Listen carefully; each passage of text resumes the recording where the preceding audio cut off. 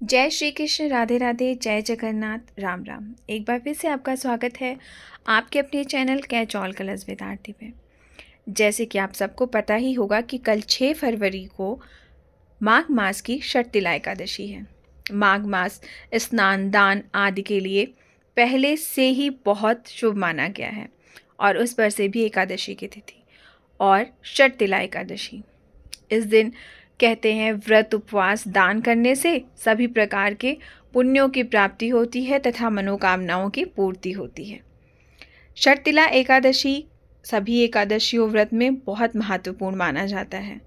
इस एकादशी के व्रत में भगवान विष्णु का पूजन तिल से करने का विधान है। इस दिन पूजा में तिल के कई तरह से उपाय किए जाते हैं, इसी कारण इसे षटतिला एकादशी कहते हैं। ये व्रत माघ मास की कृष्ण पक्ष की एकादशी के दिन रखा जाता है और इस बार ये तिथि पड़ रही है कल 6 फरवरी को, 6 फरवरी यानी कि दिन मंगलवार को। तो एकादशी हो या कोई भी व्रत हो, ऐसा विधान है कि व्रत पूर्ण तब माना जाता है जब उसकी व्रत कथा सुनिए। तो हर एकादशी की अपनी एक कहानी है, अपनी एक कथा है। षटतिला एकादशी के दिन की भी एक कथा है। तो चलिए प्रारंभ करते हैं वो कथा।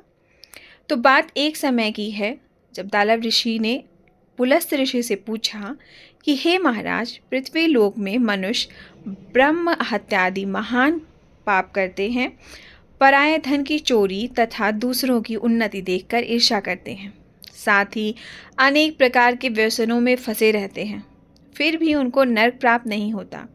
इसका क्या कारण है? वे ना जाने कौन सा दान पुण्य करते हैं जिससे उनके पाप नष्ट हो जाते हैं। यह सब कृपा पूर्वक आप कहिए।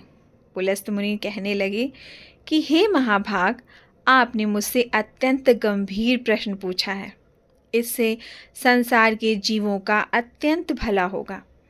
इस भेद को ब्रह्मा, विष्णु, रुद्र तथा इंद्र आदि भी नहीं जानते, परंतु मैं आपको यह गुप्त तत्व अवश्य बताऊंगा। उन्होंने कहा कि माघ मास लगते ही मनुष्य को स्नान आदि करके शुद्ध रहना चाहिए। इंद्रियों को वश में कर काम, क्रोध, लोभ, मोह, अहंकार, ईर्ष्या तथा द्वेष आदि का त्याग कर भगवान का स्मरण करना चाहिए। पुण्य नक्षत्र में गोबर, कपास, तिल मिलाकर उनके कंडे बनाने चाहिए। उन कंडों से 108 बार हवन करना चाहिए। उस दिन मूल नक्षत्र हो और एकादशी तिथि हो तो अच्छे पुण्य देने वाले नियमों को ग्रहण करें। स्नान आदि नित्य क्रिया से निवृत्त होकर सब देवताओं के देव श्री भगवान की का पूजन करें और एकादशी व्रत धारण करें। हो सके तो रात्रि का जागरण भी करें। उसके दूसरे दिन धूप, दीप, नैवेद्य आदि से भगवान का पूजन करके खिचड़ी का भोग लगाएं। तत्पश्चात पेठा, नारियल, सुपारी या सुपारी का अर्घ देकर स्तुति करें।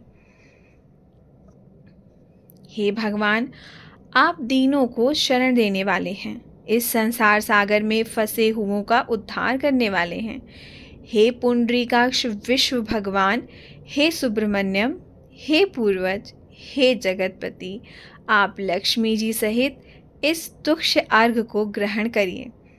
ये सब आपको अर्घ देते समय कहना है। इसके पश्चात जल से भरा कुंभ यानी घड़ा ब्राह्मण को दान करें तथा ब्राह्मण को श्यामा गौर तथा तिल पात्र देना भी उत्तम है। तिल स्नान और भोजन दोनों ही इस दिन बहुत ही श्रेष्ठ माने गए हैं।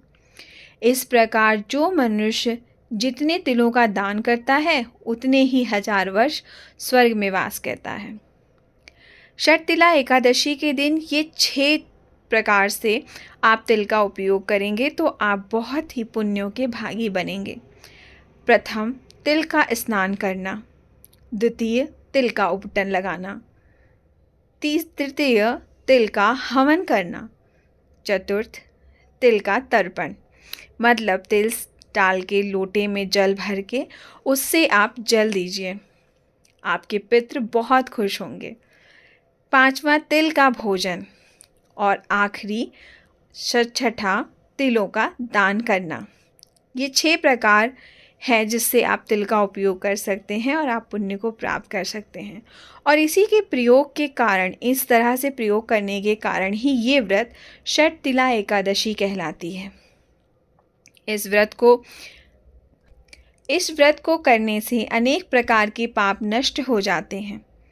इतना कहकर पुलस्त ऋषि कहने लगे कि अब मैं तुमको इस एकादशी की कथा कहता हूँ, ध्यान से सुनो। एक समय नारद जी भगवान श्री विष्णु से यही प्रश्न किया था और भगवान ने जो षटतिला एकादशी का महात्म नारद जी से कहा, सो मैं तुम्हें बताता हूँ। भगवान ने नारद से कहा कि हे नारद, मैं तुमसे सत्य घटना कहता हूँ, ध्यानपूर्वक सुनो। प्राचीन काल में मृत्युलोक में एक ब्राह्मणी रहती थी। वह सदैव व्रत किया करती थी। एक समय वह 1 मास तक व्रत करती रही। इससे उसका शरीर अत्यंत दुर्बल हो गया। यद्यपि वह अत्यंत बुद्धिमान थी, तथापि उसने कभी देवताओं या ब्राह्मणों के निमित्त अन्न या धन का दान नहीं किया था।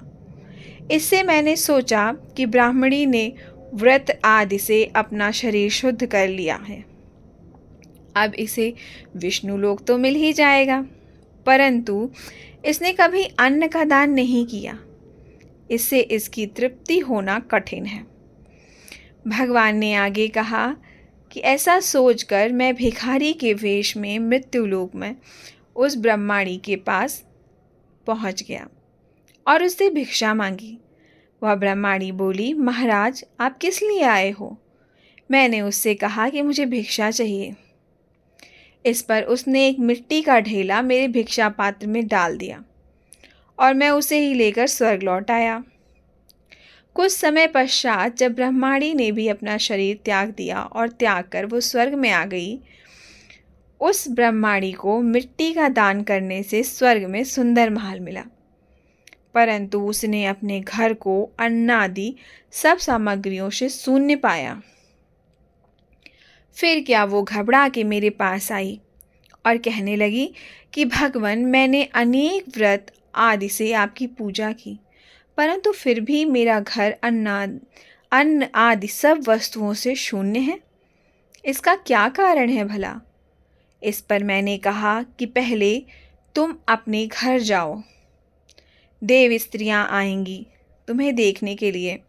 पहले उनसे षटतिला एकादशी का पुण्य और विधि सुन लो, तब द्वार खुलना। मेरे ऐसे वचन सुन के वो अपने घर चली गई।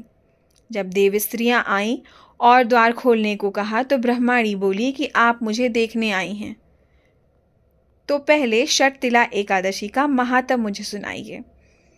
उनमें से एक देव स्त्री कहने लगी कि मैं कहती हूँ। जब ब्रह्माणी ने षटतिला एकादशी का महात्म सुना तब द्वार खोल दिया। देवांगनाओं ने उसको देखा कि ना तो वो गंधर्वी है ना असुरी है, वरन पहले जैसी मानुषी है। वह ब्रह्माणी ने उनके कथा अनुसार षटतिला एकादशी का व्रत किया। इसके प्रभाव से वह सुंदर और रूपवती हो गई और उसका घर अन्न आदि सब सामग्रियों से युक्त हो गया। अतः मनुष्य को मूर्खता त्याग कर षटतिला एकादशी का व्रत व लोभ न करके षटतिला एकादशी के दिन तिल का दान करना चाहिए। इससे दुर्भाग्य, दरिद्रता तथा अनेक प्रकार के कष्ट दूर होकर मोक्ष की प्राप्ति में होती है। ये थी षटतिला एकादशी की व्रत कथा। आप भी विधि विधान से भगवान विष्णु की पूजा अर्चना कीजिए। इस दिन तिल का दान कीजिए और भी अन्य सामग्रियों का दान कीजिए। तिल के जल से स्नान, तिल का उपटन लगाइए, तिल को दान दीजिए, तिल का भोजन ग्रहण कीजिए। ये सब बहुत ही शुभ है कल के दिन करना। तिल वैसे भी स्वास्थ्यवर्धक है। खुद भी ग्रहण कीजिए, औरों को भी ग्रहण कराइए। तिल युक्त जल का तर्पण कीजिए, इससे आपके पितृ प्रसन्न होते हैं।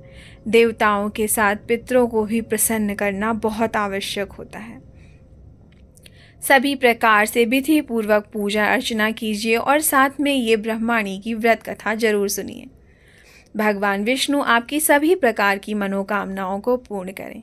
आप सबको शर्तिला एकादशी की खूब ढेर सारी बधाइयाँ। फिर मिलेंगे ऐसी ही किसी कथा, कहानी और किस्से के साथ। तब तक के लिए जय श्री कृष्ण, राधे राधे, जय जगन्नाथ, राम राम।